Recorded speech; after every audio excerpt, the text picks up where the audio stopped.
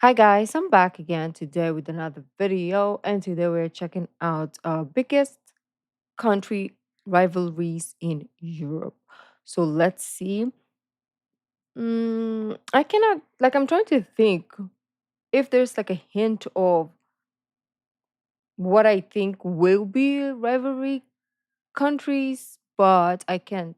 So let's just find out. Maybe with facts as well.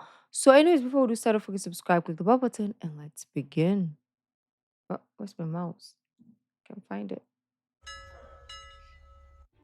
Hey everyone, welcome back to General Knowledge. In this video, we're going to be going through what are regarded as some of the biggest country rivalries in Europe. Can hear Now, I properly. know what some of you are going to say because of the thumbnail. Turkey isn't in Europe. Well, a little part of it is. Plus, Yeah. my point is that Greece has a rivalry with them, and Greece is in Europe, Ah, but we'll get to that in a minute. I Throughout know that history, one. certain events have taken place, either wars or just strange disputes between countries, and those have, in some cases, transformed into long lasting rivalries, even until today. So let's take a look at a few of those in Europe and try to figure out why they exist. First, France versus Germany. When Julius Caesar wrote his famous book, Commentaries on the Gallic War, he talked about a notable and significant cultural difference and rivalry between the Gauls and the Germanic tribes. Some say those differences were aggravated by the fact that Gaul was Romanized as a part of the empire and Germania was not. But these are just the justifications for the differences between the two peoples. They aren't justifications for the rivalry to exist, especially because, in most of these cases, the two rival countries are located right next to each other and often share cultural values. The main issue is territory. Most Hmm. rivalries seem to arise from the simultaneous desire to rule over a piece of land, and this is certainly the case with France and Germany. A great example of that is the region of Alsace-Lorraine, a region which has switched between French and German rule a few times throughout history, being at the origin, or at least in the results, of many wars. And almost all of the conflicts between France and Germany had to do with territory, starting with the Battle of Bouvines in 1214 and throughout history, like the Franco-Prussian War in 1870. Thankfully, today the countries are now friends and allies. But France's historical enemies weren't reduced to Germany. There was also another big one, which is now its ally as well, England. A long time Hmm. ago, a bunch of Danish Vikings decided to set sail and head west. A few landed in France and settled in Normandy. The French were pretty much annoyed by it, and the Normans grew stronger and developed a new culture in the region. In 1066, the Norman Duke set sail again, going north and conquering England, becoming king of that land. Yeah. And he also decided to claim France. This started the 100 Years' War. After the war ended, the French won, and the English were somewhat pushed off continental Europe. This caused the animosity to grow and the rivalry to intensify. Throughout history, it was demonstrated through various other conflicts and wars. But today, they are also allies after having fought together in many wars. Mm-hmm. England itself also has a somewhat long term rival, although they are, at least for now, part Oh, of the same United Kingdom, Scotland. Scotland. And here we can also go back to Roman times. In 122 AD, after the Roman invasion of Britain, Emperor Hadrian ordered the building of a wall separating England from the Caledonian tribes of Scotland that the Roman forces couldn't control. This demonstrates how their cultures are somewhat different Mm. since so early on. Yeah. Almost 1,000 years later, William of Normandy invaded Scotland from England, and this was in 1072, defeating the Scottish king. Ever since then, the English and Scottish went up against each other time after time, war after war. For instance, in the 14th century, England conquered and occupied Scotland for several decades. The English were persuaded to withdraw the occupation forces in return for Scotland's payment of a ransom of around 80 billion pounds in today's money. I'm guessing Ooh. this didn't help the Scottish liking the English. After No. that, Scotland remained independent and a close friend of France England's other rival. Eventually, in 1706, the Acts of Union took place, effectively uniting the kingdoms of England and Scotland into one. Next, the one on the Mm. thumbnail, Greece versus Turkey, one of the biggest country rivalries in the world, even until today. One of the biggest issues between Greeks and Turks is the mutual belief that their rivalry has been going on forever, when in reality, if we look at the big picture of history, it's quite recent. The first main event of their rivalry was apparently the Battle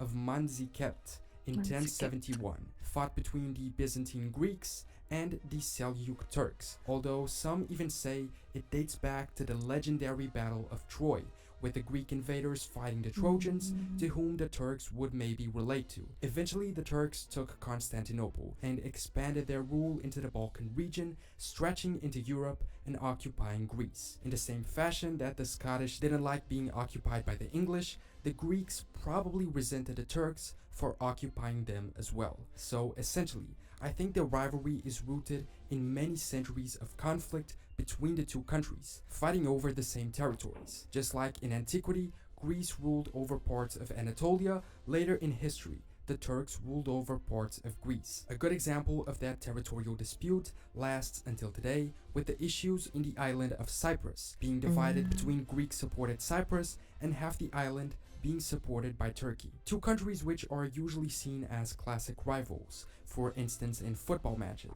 Yeah, this one is gonna be interesting. But before that, this is just making me realize how selfish we are as a species. Um, we're fighting for more land, and we have an obvious, like, major wars about that in our present day. Like, why are we so selfish? Right? Why are we so freaking selfish? I understand, okay? We are going to provide for our people. We need more space for our people. But do we have to off others, occupy others for it's crazy. It's I don't understand. But that's how it was the world, and now that we are in this current day and age, my perspective of the future is not good at all, because I'm thinking if that's how we were and that's how we are in the future, it's gonna be that's how we will be, and it might be worse. Yeah. Two countries which are usually seen as classic rivals, for instance in football matches, but which are also allies and actually pretty close these days, are Mm. Portugal and Spain. And the issue here is once again the same. One, territory, and two, Territory. previous historical occupation. Portugal emerged as independent from the Kingdom of Castile, one of the kingdoms which eventually became part of Spain. Portugal's very first moment was marked by conflict against the future Spanish, in order to achieve their independence in 1139. Throughout history, other wars happened as well. For instance, in 1383, there was a crisis of succession to the Portuguese throne, leading to the Spanish wanting to claim the Portuguese crown. This culminated in the Battle of Aljubarrota, which the Portuguese won, consolidating their independence in 1385. But Mm. conflicts continued throughout history, with the last real wars between the two being in 1801 and 1808, also related to the Napoleonic Wars.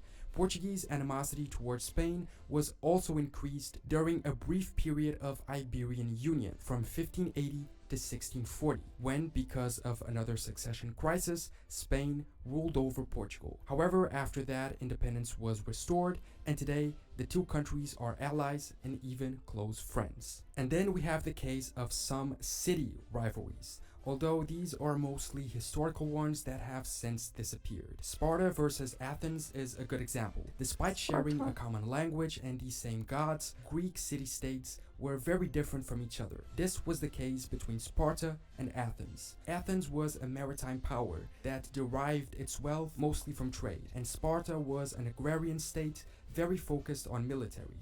Spartans were an aristocratic oligarchy, while Athenians lived in a democracy, although a not very fair one, by today's standards, but more egalitarian regarding the population as a whole. Athens devoted much of its wealth and attention to art and architecture, while the Spartans famously prided themselves on living an unnecessarily harsh life. This is a case where the conflict wasn't so much rooted in desires for territory, but more Mm. in big cultural differences. Other examples of city rivalries that didn't have to do with only territorial disputes are ones based on other types of power.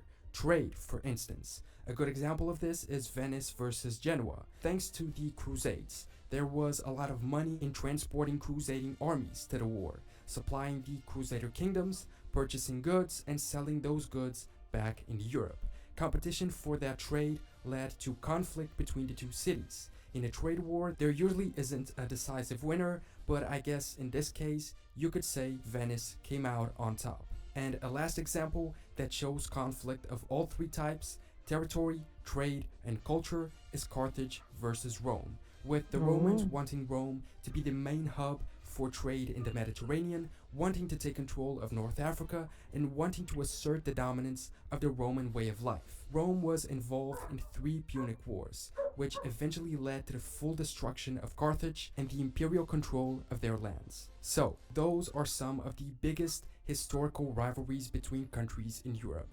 There are a lot more, and if you remember any others, leave a comment below and let me know which they are, and I can maybe do a part 2 of this video, or also talk about country rivalries in other continents. When it comes to city rivalries, I don't think we have a lot of those today. Mostly they are inside the same country, usually between the capital and the second biggest city, but I could also make a video about that. It's interesting to see that despite these country rivalries, in a lot of cases the cultures of the peoples are somewhat similar, and that at times Hmm. they even fought on the same sides, like Portugal and Spain against the Moors, or England and France in the World Wars, paving the way to good relationships and friendships between the countries. Thanks so much for watching this video, subscribe if you want to see more, and I will see you next time for more general knowledge. Okay. Yeah, you can still see a little bit of the rivalry, like in terms of like teasing each other, right? Like when they tease each other, or um they would say like some of your jokes. But anyways, this is interesting. We probably will check out more on this channel because I like their videos. But anyways, beautiful peeps, let me know if you have any requests, and I'll see you in the next video. Bye.